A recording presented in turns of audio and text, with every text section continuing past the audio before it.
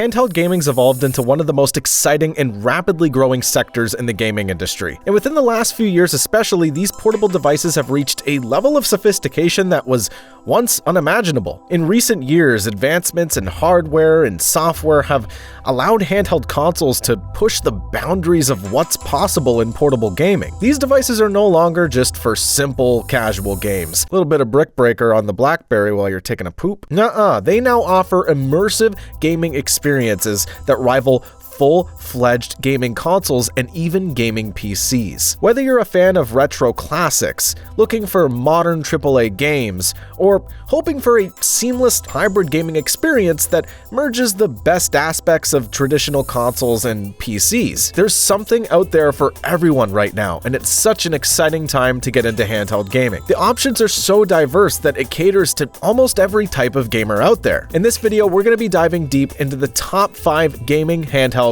that you should be looking at. These devices are currently available for purchase, so as of this video, I won't be talking about devices that aren't released yet like the Nintendo Switch 2, but if you're coming here at a later date, that's also another console to look for. Instead, we'll focus on actual devices that you can buy at the time of making this video, discussing the strengths and weaknesses of each, their unique features, and why they stand out in such a crowded market. Without further ado, let's jump into it. All right, at number 5, we have the Anbernic RG35XXSP. Not the greatest with names, but best for retro gaming fans. For fans of classic gaming, the Anbernic RG35XXSP is an excellent choice. Released in mid-2024, this Linux-based handheld console is specifically designed with retro game emulation in mind. And it looks pretty much almost exactly like a Game Boy Advance SP, providing a compact and comfortable form factor that makes it easy to carry with you on the go. Now, the RG35XXSP features the all-winner H700 quad-core processor, which, when paired with 1 GB of RAM, which I know you're probably like, that's not a lot, is actually perfect for emulating older, less demanding consoles. Its 3.5-inch IPS display offers a 640 by 480 resolution, and for the form factor it's in on such a small screen, that's going to look very sharp. The device runs on a custom Linux firmware. Check out my last video, and this firmware has been optimized to run retro titles from systems like the NES, the SNES or SNES, ACHU, the GBA, Game Boy Advance, or PS1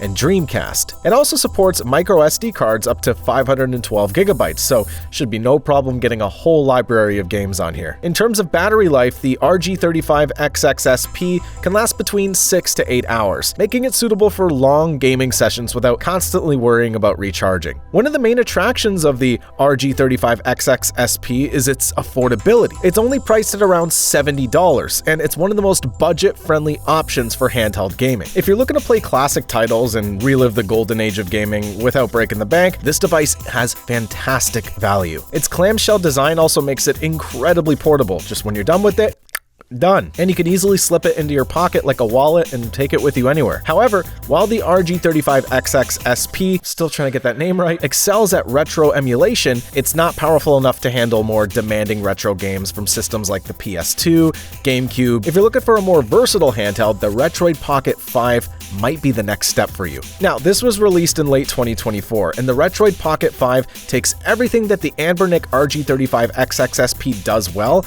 and builds upon it, making it a more powerful and versatile option. The Retroid Pocket 5 runs on Android 13, which allows it to run not only emulation software, but also Android apps, including mobile games and streaming services like Netflix and Spotify. And it also offers cloud gaming apps such as Xbox Game Pass, GeForce Now, and PlayStation Remote Play. Under the hood, the Retroid Pocket 5 is powered by a Qualcomm Snapdragon 865 processor, paired with 8 GB of RAM, which gives it the ability to handle more demanding games. This includes emulating systems like the PS2, GameCube, and Wii now, and you can even get some early Switch games. It features a 5.5-inch AMOLED display, which is going to look incredibly sharp with beautiful colors, and it has a 1080p resolution. On a side note, if you find any device with an OLED display, it's such an upgrade from regular LED screens. When there's the color black on the screen, it basically turns those pixels off. So what you get are deep blacks and really vibrant colors. And the storage it comes with is generous, with 128 gigabytes of internal storage and expandable micro SD card support. Now, while the Retroid Pocket 5 is a significant step up from the RG35XXSP,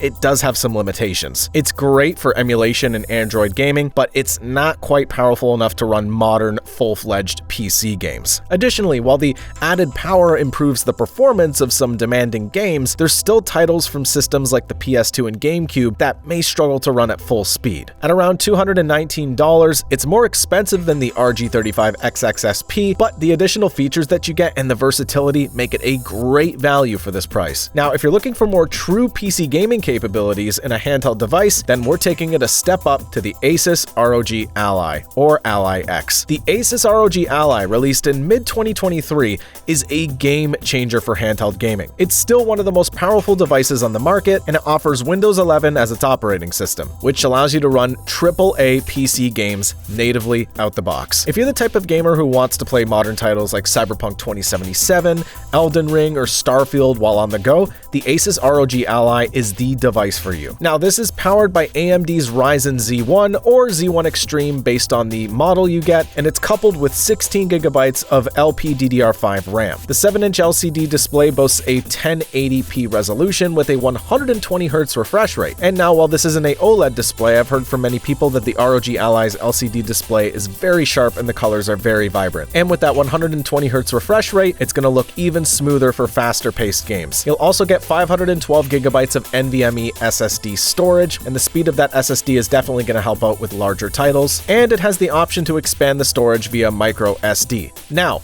warning, if you are buying the older ROG Ally, I'm not sure if they fixed this issue yet, but there was a pretty prominent problem. If the device got too hot, it would basically fry the SD card. So be careful with which model you get. I also maybe would recommend looking into the Ally X instead. It might be a better option since it's a revised version of this model. Now, while the battery life, varies depending on the type of game you're playing, you can look at it to last at between 2 to 6 hours, which is respectable considering the device's raw power, but you will be near an outlet if you're trying to play more demanding titles at 30 watts, for example. Now, because this is a PC at heart, you can actually dock it to a monitor or TV with a USB hub or ASUS's own hub, effectively turning it into a mini gaming PC. Now, the biggest draw of the ROG Ally is its ability to run AAA PC games natively, which offers pretty much a true console-like experience on the go. However, Windows 11 isn't exactly optimized for handheld use, so you may need to adjust settings to get the best performance. Now, ASUS does have their, I think it's called Armory Crate UI, which is basically like a gaming console-like UI that launches when you first start up the device, but it's hit or miss depending on what you're trying to do with it. It's one of the more expensive handhelds on the market, but for gamers who want a seamless hybrid experience while being able to play AAA console-like games, well, the Nintendo Switch OLED is another great option to consider, and